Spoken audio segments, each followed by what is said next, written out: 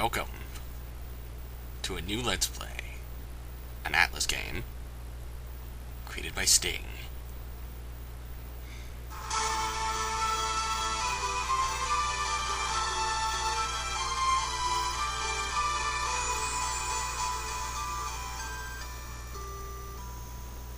We'll never fight alone! Let's play Yggdra Union. We'll never fight alone for the Game Boy Advance. 2006 with Sting, licensed to and published by Good Old Atlas. Let's begin. Let's also display the tutorials, because this game has a very unique battle system. Anyway, the Kingdom of Phantasynia, located in the center of the continental world. Under the Holy Sword and Wise King, but this was not meant to last forever. The end came so suddenly. The fall of Castle Palatina, during the rule of Ordine, on 21st Monarch of Phantasynia, the new Bronchian Empire invaded. The royal army mustered its cavalry to resist the incursion, but with loss after loss, the imperial army's devastating offensive, the fortress of Corona fell, and nothing stopped Bronchia from sacking the royal capital of Palatina. Golkassa, the Emperor of Carnage, had deposed his predecessor by force, and became the new Emperor of Bronchia. Emperor Golkassa personally led his elite troops into Castle Palatina, where after an earth-shaking battle, he slew King Ordine. With that, Palatina fell, and the Scarlet Imperial flag was raised to flutter in the twilight sky. This begins Chapter 1, The Fugitive Bearing Hope. Hope is a powerful emotion, as you know.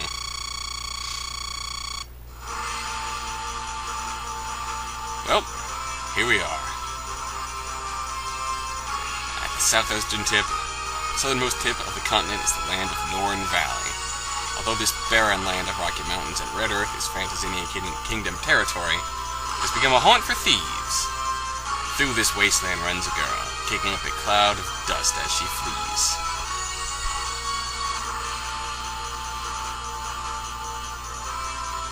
Alright, time for the first battlefield of the game, the Thieves' Stronghold.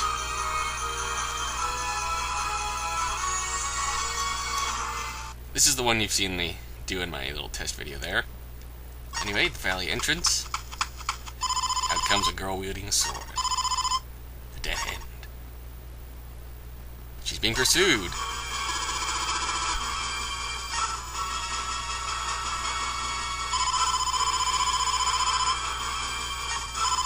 That's a small stronghold there. Perhaps you could hide there? Why don't you try it?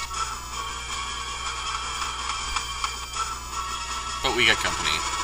Good night, see her run this way. Here's a woman clad in armor. What's wrong? Forgive me, ma'am. We lost your trail around here. Are there any likely hiding places nearby? She might have ducked into that old fortress there. Alright, torch the place. We'll smoke her out. Yes, ma'am. Oh no! That's not nice. The question of what's less painful, fire or my sword. Hey, what do you think you're doing? And here comes...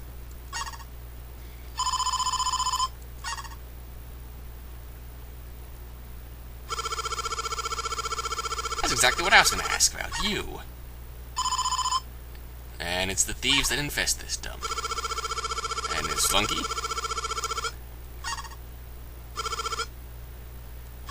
Hey.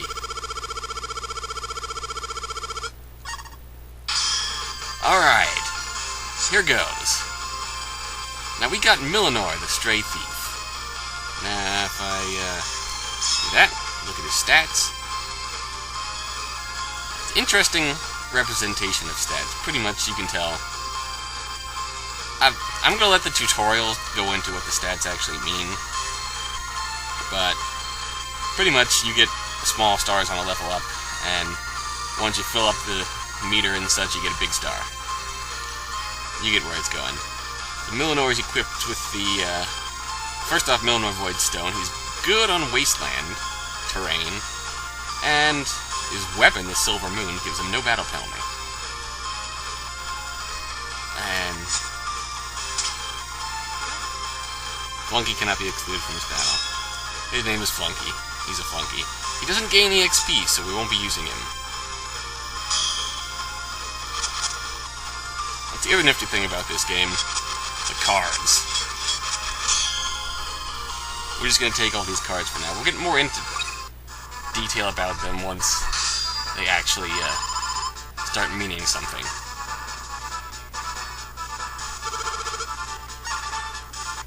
Tutorial corner. Let's get him. Attaboy, that's a spirit.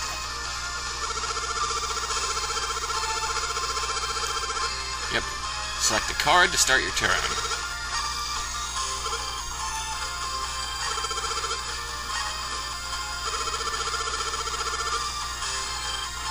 Alright, written on the card. Yep. There's a skill. Each card has a power level. A movement number. Yep. And an ace type. The ace type really won't come into play until we learn about skills. We won't learn about skills for a while now. A good few maps.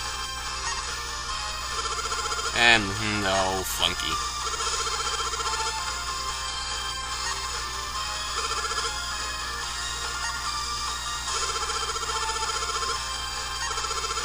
That's right, this is the interesting part. The movement on a card is rationed for your entire team. So you can only move, if you pick that steel card there, you can only move 12 steps total per turn.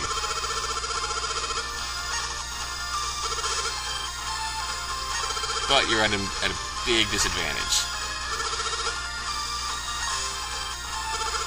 And that's the card's power.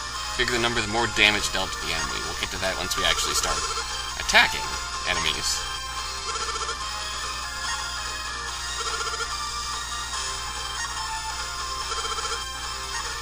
The ace type.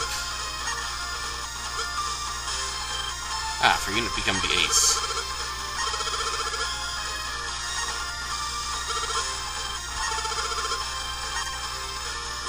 Alright, tell me, Milanor. The point man for attacks. Besides that, but the point being, if a skill card has a specific ace type on it, you need that specific type of weapon as your ace in order to actually use the skill.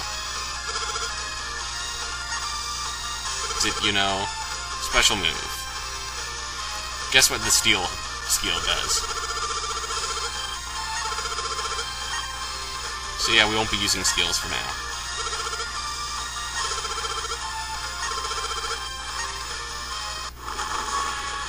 We will be taking steel for now. And back to the tutorial corner. And movement. Oh. Yeah, this isn't hard.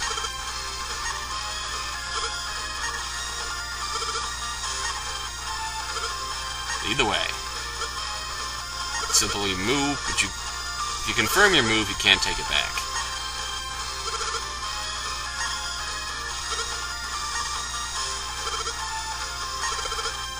Alright, so you wanna ration your movement as good as you can. So, example, if you move backwards and try to move backwards in the same move, you use up more of your movement. So we'll back that off now. Flunky, you're gonna come over here. You've seen this. You go here, you find a hairband. That's the road that the young lady was running down a little bit ago. And Milanor, move next to an enemy, and we learn about fighting. Okay. Cursor onto it, press start, go into attack mode.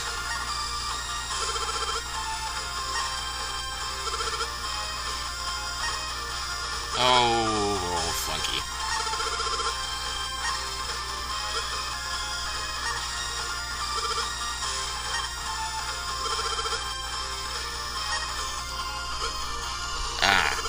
Battle order. We won't be dealing with battle order for now. At least for the first two maps. This is important, though. That's the prediction mark, yes.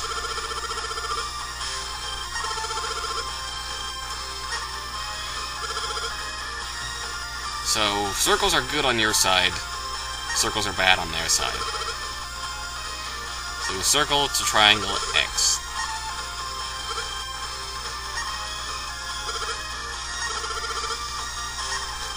Alright. Yep, you can still back out of it. So you go in here, we got a circle, so you got an X. This is going to be an easy fight. And now we just wait to kick ass. Oh, that's a nice hit.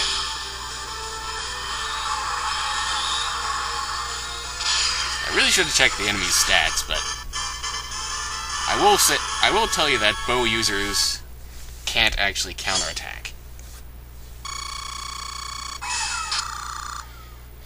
When you win a skirmish there, you do a set amount of morale damage to the enemy based on the card's power and other factors, like you saw a few percentages there. I think we're about to get a tutorial on that.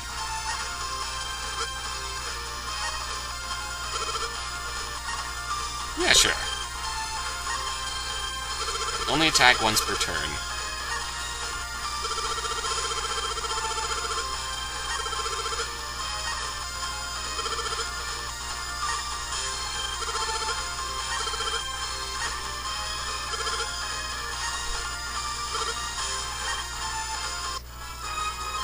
So you can still move funky around here.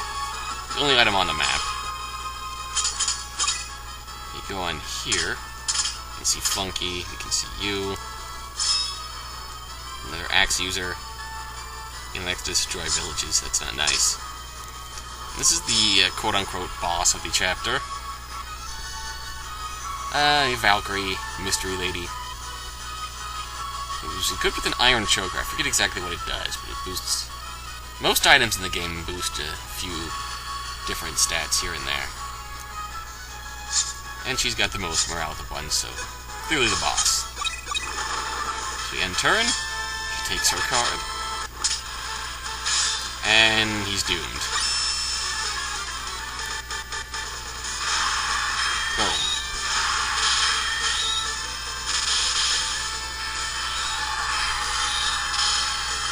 And this should be the easy win.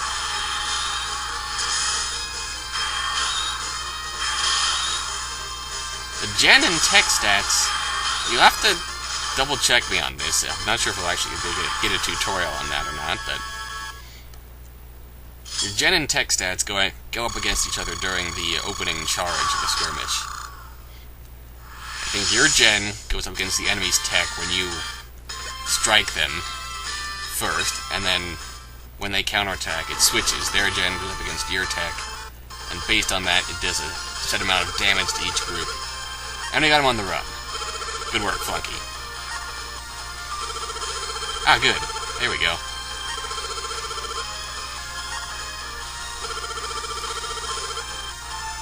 It's as they say, the worse you're beaten, the more it decreases. If a unit loses, morale will decrease according to how bad you got whomped. The card power is a factor in that calculation. I'm not entirely sure how, but... Yep, thank you, Milanor. Then they go with poof.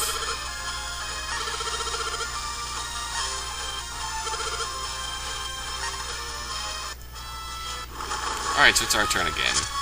Actually, take a look at our card powers here. Got a 1300 and a 1350. Let's take Mind Change. And go take on this boss.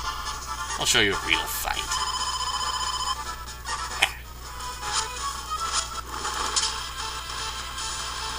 Should be evenly matched. But I'm pretty sure we can't actually lose this tutorial fight. Smack you. Ow! Dang. Nice counter. Should be able to win this 1-0. Come on, Milanor.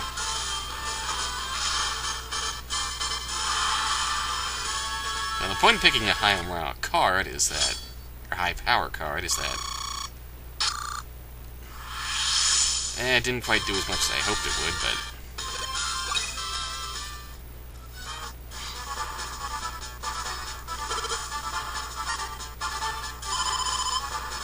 If we can actually knock her out, before our turn comes around again, we'll get a bonus. Come get me. This might hurt. Ow.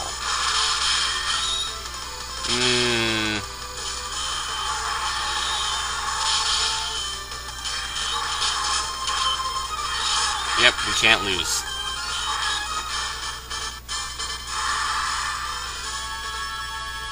Now, maybe we get to... Yes, we got her. And we got a heck of a power boost for Mind Change.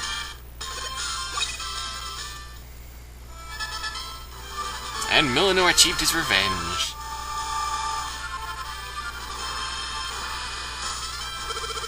What do you think of that, huh? They're stronger than we thought. And get out of here. So he drove off the mystery lady. Milanor wins. And notice, each map, they crown an MVP, based on who carried the most weight. And I guess by finishing in 4 turns, Milanor gets attack plus 2 small stars. Let's do the Spoils of War, we get the Iron Choker from that lady, and we get the Rebellion card.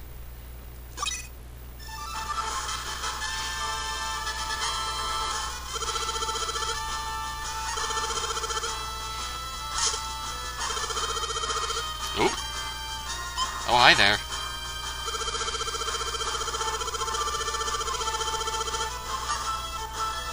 And he's not even mad that she got his stronghold burned down.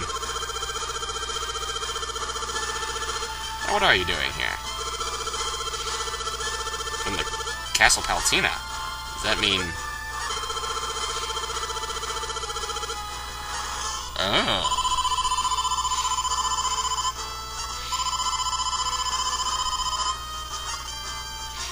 Our help? Yep.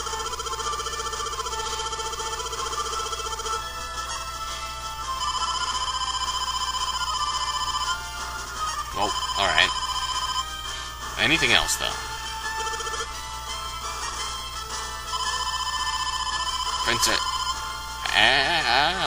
Princess Yggdra.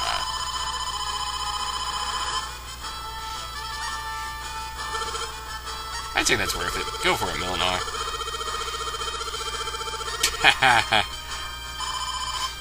What? Really?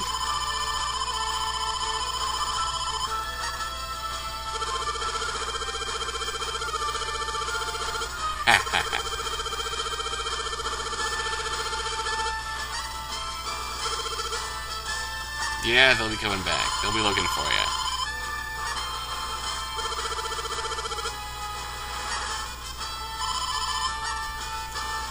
Alright, Milanor.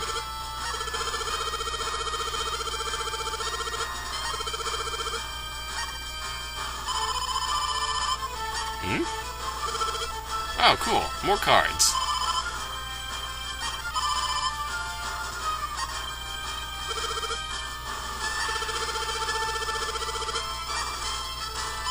Very good.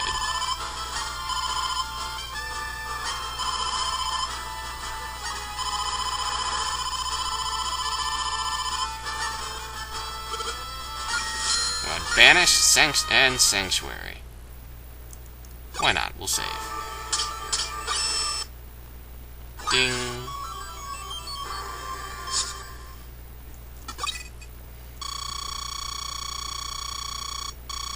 Oop, didn't mean to go right into the next map right now, but...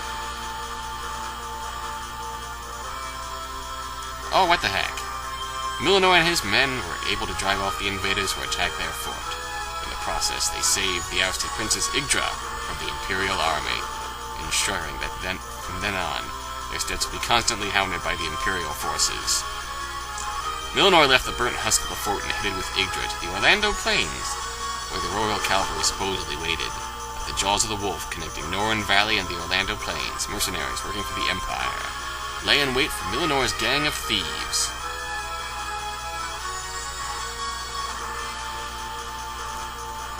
When we return, we'll start Jaws of the Wolf.